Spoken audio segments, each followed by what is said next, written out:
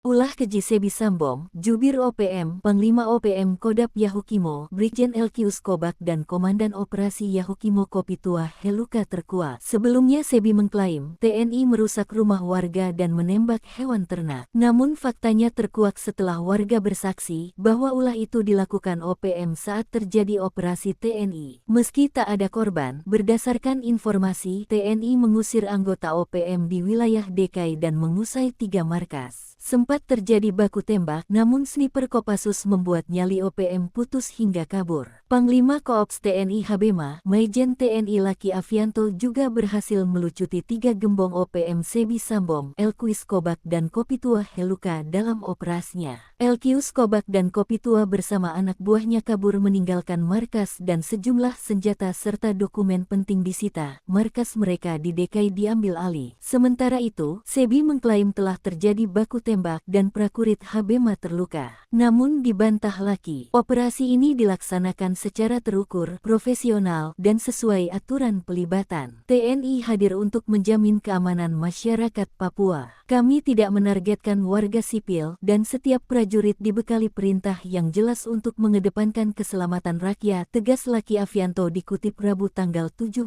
Desember tahun 2025.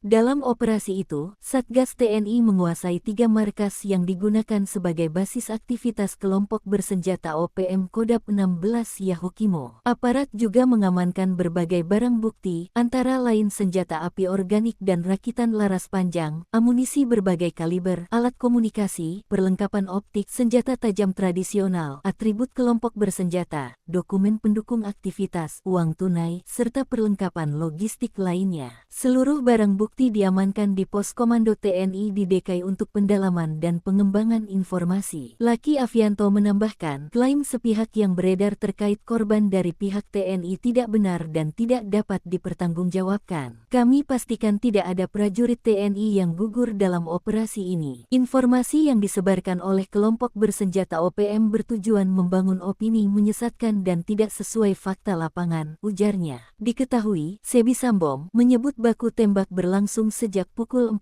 hingga pukul 8 waktu Indonesia Timur dan disertai serangan darat serta udara yang diklaim berdampak pada pengungsian warga sipil. Laki memastikan, justru warga berterima kasih dibebaskan dari cengkaraman OPM dan tidak ada yang mengungsi. Pasca operasi, TNI menyebut situasi keamanan di Yahukimo dalam kondisi kondusif. Masyarakat diimbau tetap tenang dan tidak mudah